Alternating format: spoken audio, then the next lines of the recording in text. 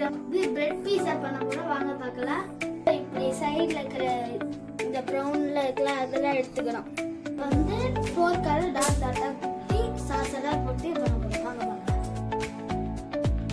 நல்லா உள்ள போறாம இப்போ வந்து நல்லா குத்தி விட்டாச்சு. இப்போ சாஸ் தடவோம்.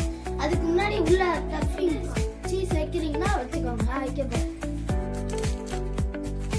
போட்டு தக்காளி போட்டு சீஸ் எல்லாம் மேலே தூவிட்டு தோசை கல்ல வச்சிருக்கலாம். இது இதுக்கெல்லாம் சாஸ் போட்டுடலாம். வாங்க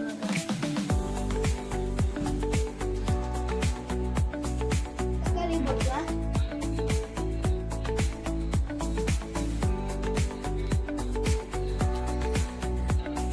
இப்போ சீஸ் தக்காளிலாம் போட்டு மேலே வச்சிருச்சு. சீஸ் மேலே போட்டோன்னா அப்போ அப்படியே வெயிட் வைக்கும்போது நல்லா இருக்கும். அதுக்கு வந்து வெட்டி வச்சு சீஸ் வந்து மேலே வச்சலாம். இப்போ அரேஞ்ச் பண்ணி தான் வைக்கணும். இப்போ ஃபைனலாக முடிச்சாச்சு. இப்படி தோசை கல் பண்ணுவோம். இப்போ ஸ்டவ் பற்ற வச்சாச்சு. கல் காஞ்சோடனே இது மேலே வைக்கலாம். இல்லை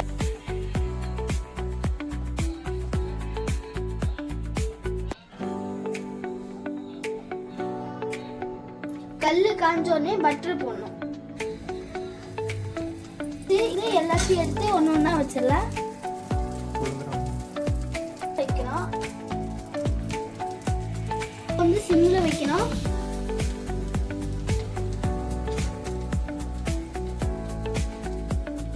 நல்லா ஒட்டி வச்சாதான் கொஞ்சம் சீஸ் எல்லாம் பக்கத்துல நெருங்கி நல்லா சீஸோட இருக்கும். இது வந்து மேலே வச்சிடலாம். அப்பதான் நல்லா இருக்குன்னா 2 மினிட்ஸ் வச்சா போதும்.